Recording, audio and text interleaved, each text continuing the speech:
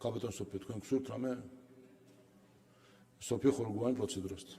მოგესალმებით, ბატონო შალვა, დიდი იმედი მქონდა თქვენ როგორც პარლამენტის თავმჯდომარე დღევანდელ დღეს დაიწყებდით გუშინ მომხდარი ფაქტის დაგმობით.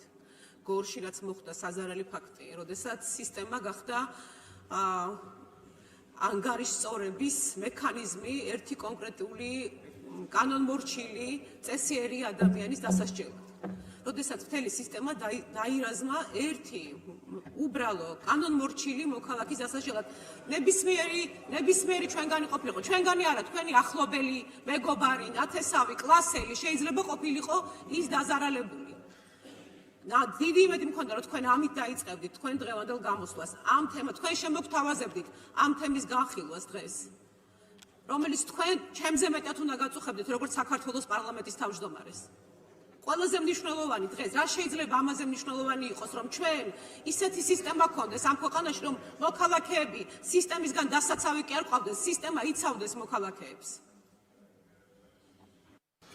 ხო, პროცედურაზე არ იყო, მაგრამ მაინც არ შეგაწყვეტინეთ და მე მგონი ადევნებ თვალყურს ამ ქვეყანაში ცხოვრობ თქვენც და პარლამენტი არ გჭირდებათ იმისთვის, რომ ინფორმაცია მიიღოთ.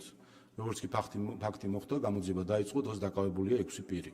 მე მგონი სახელმწიფოს პასუხი ეს არის და არა ის ყალბი, ტირილნალევი ტონი, რომელიც თქვენ ყალბ პათეტიკას ავლენს ხოლმე ყოველ ჯერზე. თქვენ თუ ფიქრობთ, რომ აკანკალებული ხმით საუბარი,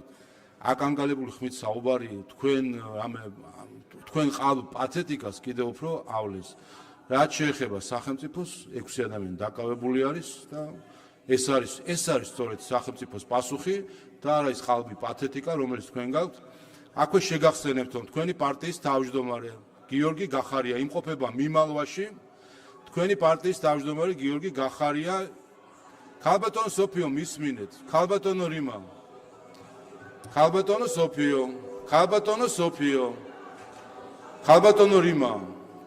სოფიო, მისმინეთ. შეგახსენებთ, რომ თქვენი პარტიის თავმჯდომარე გიორგი გახარია იმყოფება მიმალვაში, გერმანიაში. ის შეიფარა უსხო ქვეყანამ ადამიანმა, რომელმაც ზუსტადად sapolitsiო ღონისძიება ჩაატარა ისე, რომ დააზიანა მოქალაქეები, ის მიეცა პასუხისგებაში და არის მიმალვაში. ამიტომ თქვენ თუ რაიმე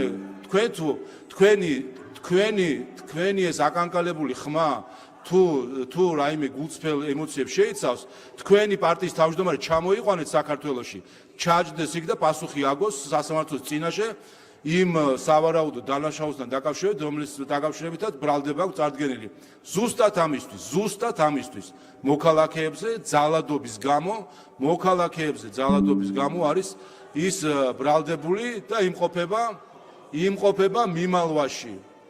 მიმალვაში და ვინ და თქვენი პარტია ამას არ უნდა საუბრობდეს, რომლის თავმჯდომარეც არის ადამიანი, რომელმაც ზუსტადაც მოქალაქეებზე პოლიციის მხრიდან ძალადობის ერთ-ერთი ორგანიზატორი იყო თუ არ ვიცი როგორი ბრალი აქვს წარდგენილი. არანაირი პროცედურა მეტი აღარ არსებობს ამ საკითხს. არა, თქვენ პროცედურა გონიათ დებატების პროცედურა და სიამოვნეში არ არის. არც ამ საკითხთან დაკავშირებით არ გაძვეთ სიტყვას. ითქვა, ქალბატონო სოფიომ თქვა, მე მკითხა, მე უპასუხე, მე მგონი ამითი ამოწურულია საკითხი. კარგით,